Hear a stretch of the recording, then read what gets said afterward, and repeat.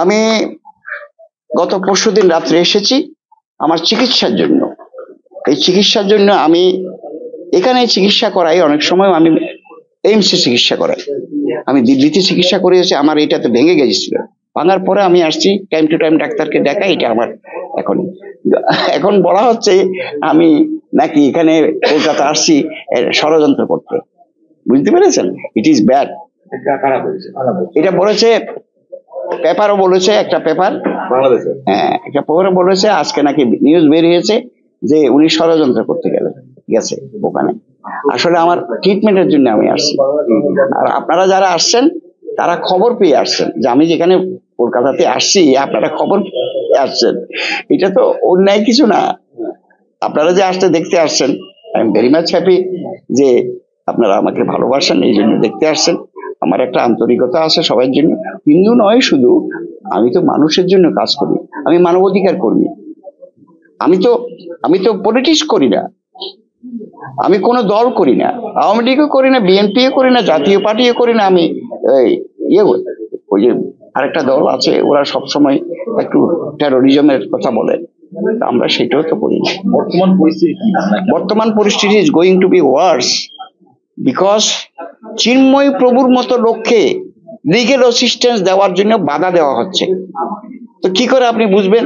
আমি একজন senior lawyer of the supreme court, আমাকে বলছে কোর্টে আসলে বিপদ হবে। তো কেন আমাকে পুলিশ দিয়ে ঘেরাও করে নিতে হবে? আমাকে পুলিশ দিয়ে কেন স্কট করে নিতে হবে? আমি তো লয়ার। আমি তো পুলিশ যখন দিচ্ছে আমাকে, তখন তো আমি বুঝেছি যে নিশ্চয়ই একটা বিপদ আছে, নিশ্চয়ই পুলিশ খবর পেয়েছে এরকম আহত করবে, নাহলে পুলিশ আসবে কেন? তো পুলিশ আমাকে যথেষ্ট হেল্প করেছে বিদায় আমি বেঁচে গেছি। হ্যাঁ, পিছনে প্রথম একটা ধাক্কা দিয়েছিল, আমি তো বলেছি এটা একটা ফিজিক্যাল অ্যাসল্ট না। আমাকে জাস্ট টু থ্রেটেন মি, আমাকে থ্রেট করার জন্য বলেছে যে ওনাকে একটা কিছু দিলেই উনি ভয়ে পালিয়ে যাবে। কিন্তু আমি তো সেই লোক নয়, আমি পালিয়ে যাব কেন? I am a lawyer, I have gone there to protect Chinmoy Prabhu. আচ্ছা স্যার, বাংলাদেশ সরকার যেভাবে চিন্ময় প্রভুকে অ্যারেস্ট করে রেখেছে, এটা কি আইনি না অবৈধ বলে মনে করছে? এটা তো সবাই তো অবৈধ মনে করছে। গভর্নমেন্ট যদি মনে করেছে আমি বৈধ করেছি, তাকে যে একটা সেডিশন কেস দিয়েছে, সেডিশন কেসের অর্থ ওনারা বুঝেন? মানে কি, আপনি দেশদ্রোহিতা করেছেন। দেশদ্রোহিতার অভিযোগ কোন ধরনের? Is there any specific allegation? তাকে বলা হচ্ছে।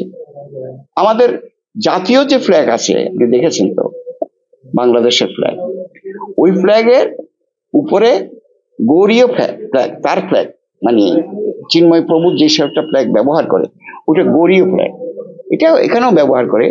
কিন্তু এই ফ্ল্যাগটা তো কোনো কিছুকে ডিস্ট্রয় করার জন্য নয়। হ্যাঁ, মানে এটা তো অ্যাবসলিউটলি,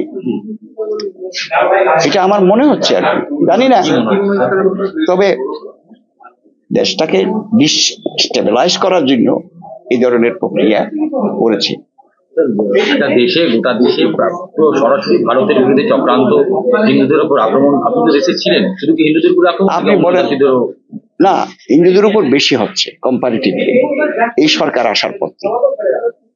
আগে তো ধরেন আমরা এতগুলো মাপি নাই, তবে আমি আওয়ামী লীগের আমলও টর্চার হয়েছে, নিষ্পেষণ হয়েছে। আওয়ামী লীগের আমলেও তো আমাকে মারধর করা হয়েছে, তখন তো আমরা এত প্রভাব হয় নাই।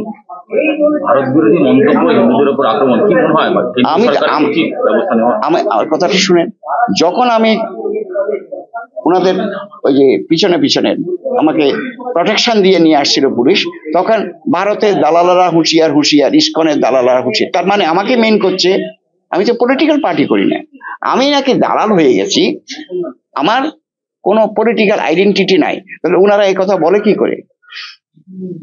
এটা তো পুলিশ কিছু বললো না। পুলিশ বলে যে না দাদা চলেন, এটা কিছু না। পুলিশ তো ওই দিন ইন্টারভেন করা উচিত ছিল। বর্তমান পরিস্থিতি ভারত সরকার কি করা উচিত বলে আপনার মনে করেন? আমি মনে করি মানবাধিকারের লক্ষ্যে, আমি পলিটিক্যাল আঙ্গিকে কথাটা বলবো না, মানবাধিকারের জন্য এই ভারত সরকার এগিয়ে আসা দরকার। কিভাবে এগুলো এটা আমি জানি না, মানবাধিকার সুরক্ষার জন্য। পরবর্তী ডেটে কি আপনি যাবেন বাংলাদেশে? নিশ্চয়ই যাব। আমি তো I have decided to go there on that day. on 2nd of January 2025. সুবিচার পাবেন বলে আশা আছে? আমি তো আশাবাদী যে সুবিচার হয়তো পাবো। আমাদের ভিডিও ভালো লাগলে লাইক এবং শেয়ার করুন। কমেন্ট সেকশনে গিয়ে জানান আপনাদের মতামত। আরও ভিডিও পেতে আমাদের চ্যানেল সাবস্ক্রাইব করুন এবং প্রতি মুহূর্তে খবরের আপডেট পেতে প্রেস করুন বেল আইকন।